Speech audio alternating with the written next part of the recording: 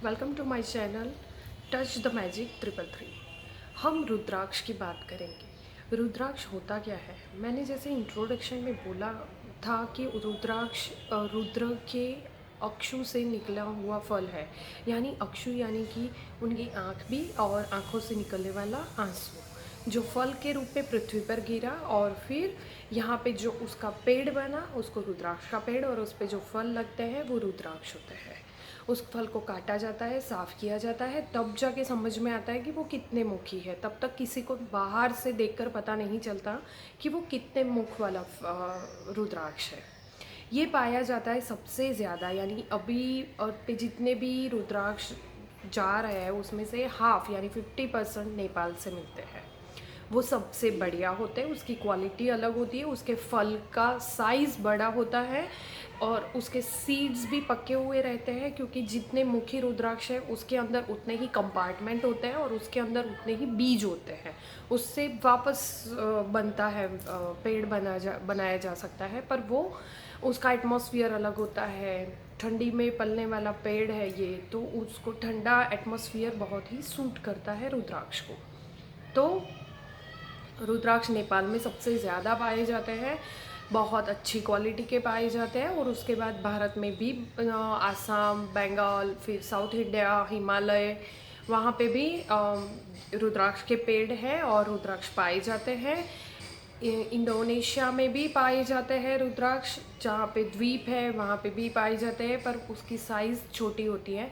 नेपाली जब शुरू होता है तो मिनिमम 16 से ऊपर का दाना ही होता है, उससे छोटा नेपाली रुद्राक्ष नहीं होता है। फिर इंडोनेशियन बीड्स होता है या फिर इंडियन बीड्स होते हैं।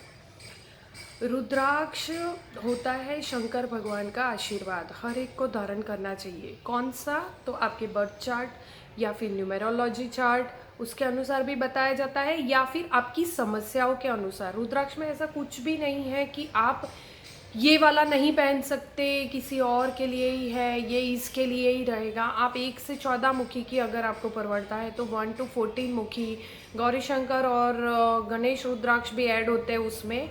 उतनी माला पहन लीजिए, सिद्ध माला नाम है उसका। हर चीज़ आ जाएगी इसमें, हर चीज़ आ जाएगी। तो आप ये कर सकते हैं।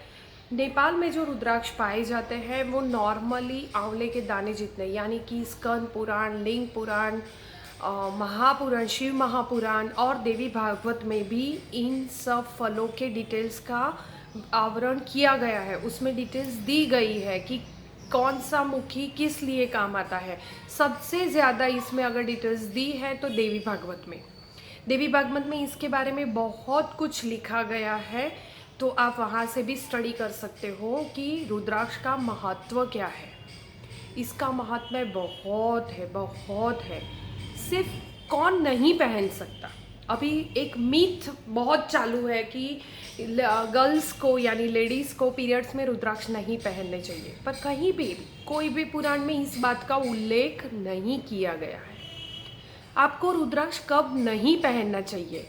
तो जब आपके घर में सूतक लगा हो, यानी किसी की डेथ हो चुकी हो या न्यू बॉर्न बेबी आया हो, यानी वो अच्छा वाला सूतक बोला जाता है, तो वो भी हुआ तो 10 दिन उसकी पूजा जब हम घर में नहीं करते हैं तो फिर उस टाइम पे रुद्राक्ष हमें नहीं पहनना चाहिए, उसकी पूजा नहीं करनी चाहिए।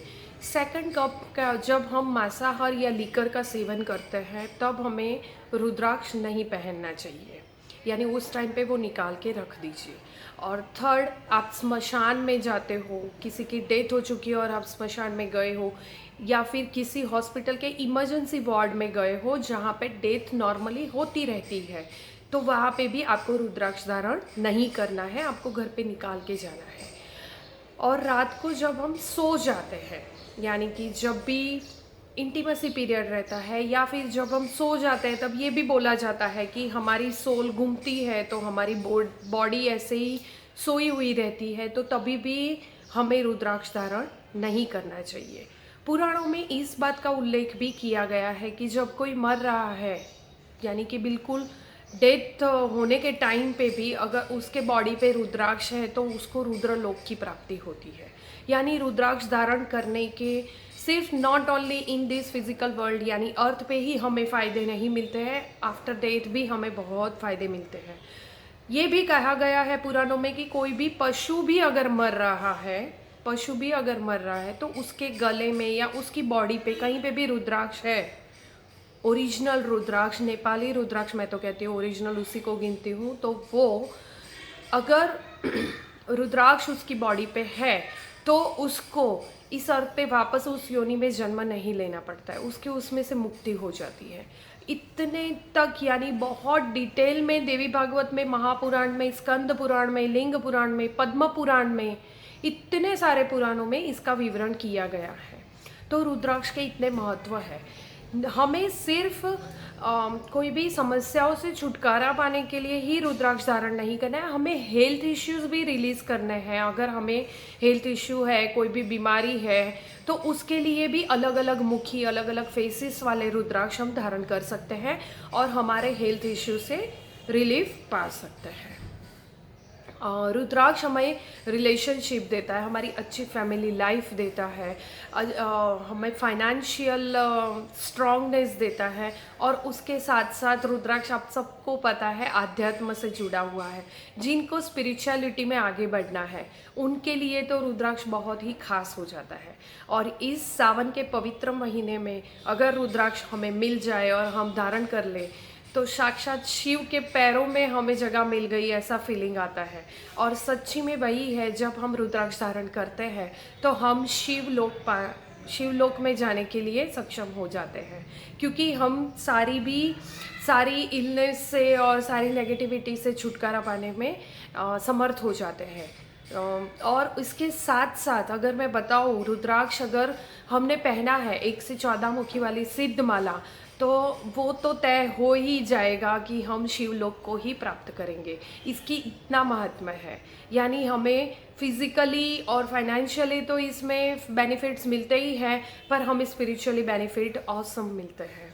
तो अगर आपको रुद्राक्ष की कोई भी जानकारी चाहिए या आपके लिए कौन सा सही है ये जानना है, या आपको रिक्वायरमेंट है रुद्राक्ष की किसी भी चीज़ की, ब्रेसलेट हो, माला हो, कि 1 से 14 मुखी की सिद्ध माला हो या फिर कोई भी सिंगल मुखी रुद्राक्ष भी हो, तो आप मुझे कांटेक्ट कर सकते हो। स्क्रीन पे मेरा नंबर फ्लैश हो रहा है। Thank you friends. अगर ये जानकारी आपको नीडफुल लगी यानी अच्छी लगी तो आप like, share and subscribe my channel और वीडियो को शेयर कर दीजिए ताकि और लोगों को भी ये जानकारी सही मिले। Thank you.